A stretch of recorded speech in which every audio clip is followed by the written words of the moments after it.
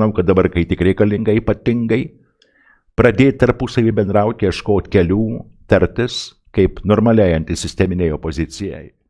Užtat partijos reikia būtinai.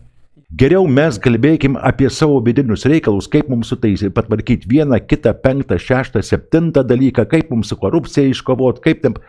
Ir siūlymai panašaus pobūdžio, sakykime, kaip gerbiamas reiškia Vaitkus. Mes privalome įkurti savo partiją, o jeigu mes neįkuriam, mes Lietuvos žmonės, nu ir kai kurie aktyvistai. Nes kažkas vis tiek turi organizuoti. Jeigu mes neįkuriam, tai mes esam impotentai.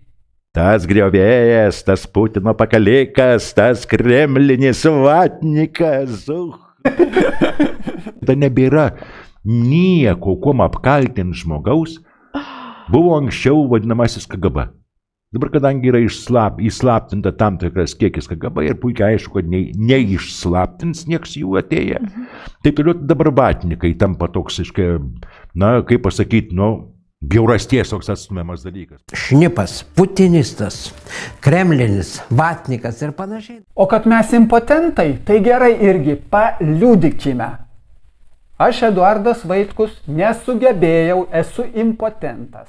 Nenupulkit žemiau plintusų. Nereikia.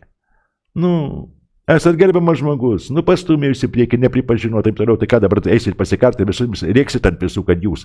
Vytautas Landsbergis taip darė. Jie kalti. Patys tampa dvigubais vatninkais, kaip ir mėgstat vadinti visus kitus. Ramiai. Aš galvoju, reiškia, aš vatnikas, jeigu tai pavadinti, aš teisingas vatnikas ar neteisingas vatnikas. Kas man dabar štai nuspręs?